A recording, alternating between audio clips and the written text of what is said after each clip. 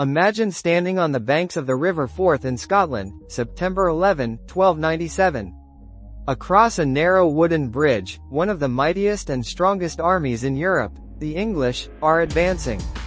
The troops composed of heavily armored knights, archers, infantry. On paper, they should effortlessly crush their opponents. But on the other side waits a far smaller force, in the form of farmers, townsfolk, and rebels.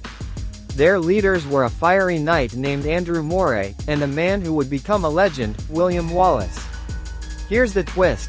Wallace and Moray knew they could never win by fighting with their opponents head-on. So, they devised a plan to turn the landscape into their greatest weapon. The English army had to cross Stirling Bridge to engage battle. But the bridge was so narrow that only a few men could pass at once. Instead of meeting them in the open, the Scots waited patiently. And when just a portion of the English had crossed, Wallace gave the signal.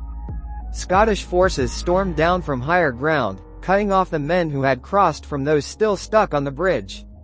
Trapped between the Scots and the river, thousands of English soldiers were slaughtered. Horses and knights plunged into the water, dragged down by their own heavy armor. It was bloodshed and chaos. By the end, the mighty English force, outnumbering the Scots at least 2-1, was shattered and defeated. The victory at Stirling Bridge electrified Scotland. It wasn't just a battle won, it was proof that England wasn't invincible. Wallace rose to ranks to become Guardian of Scotland, and the story of this day lit a fire that would burn through centuries of struggle for independence. And it all started with one brilliant realization.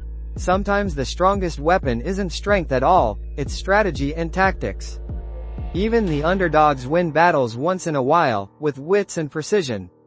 So next time you hear the name William Wallace, remember, it wasn't just about swinging a sword.